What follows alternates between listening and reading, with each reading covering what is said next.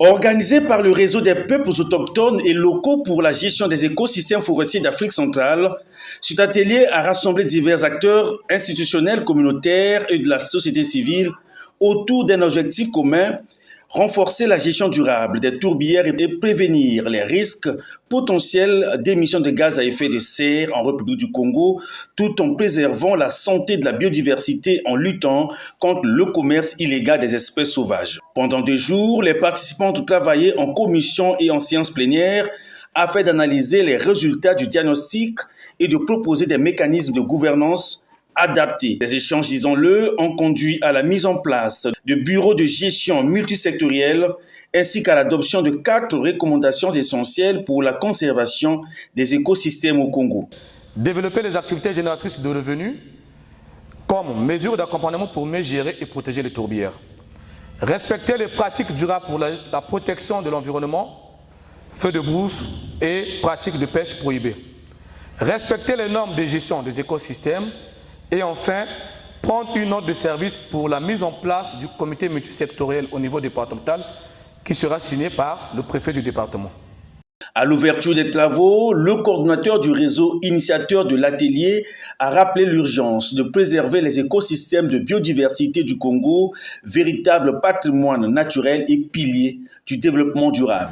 Le paysage du lac Télé, en République du Congo, abrite des écosystèmes de biodiversité et des tourbières d'importance mondiale, qui nécessitent une conservation et une gestion durable.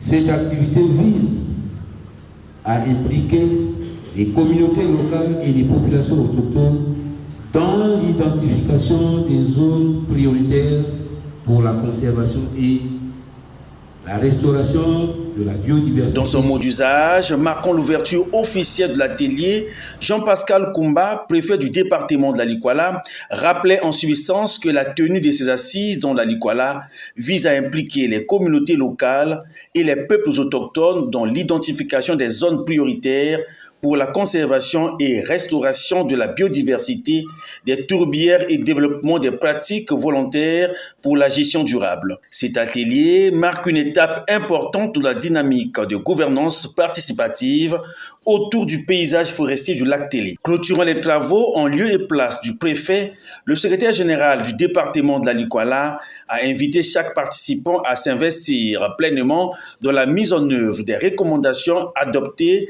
afin de garantir un impact concret sur la protection des tourbières et la lutte contre les menaces pesant sur la biodiversité. Le mérite d'une personne s'exprime par la capitalisation des acquis.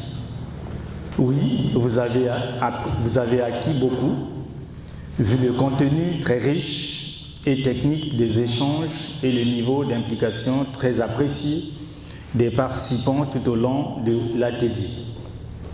Il s'agit de capitaliser les échanges pour que cet atelier soit un succès. J'invite chacun de nous à s'investir pour que les recommandations faites ici trouvent un écho favorable pour leur mise en œuvre effective en vue d'assurer la protection de la biodiversité. Il est à noter que les décisions prises constituent un levier pour renforcer la résilience des communautés locales, protéger les ressources naturelles et contribuer aux engagements climatiques du Congo.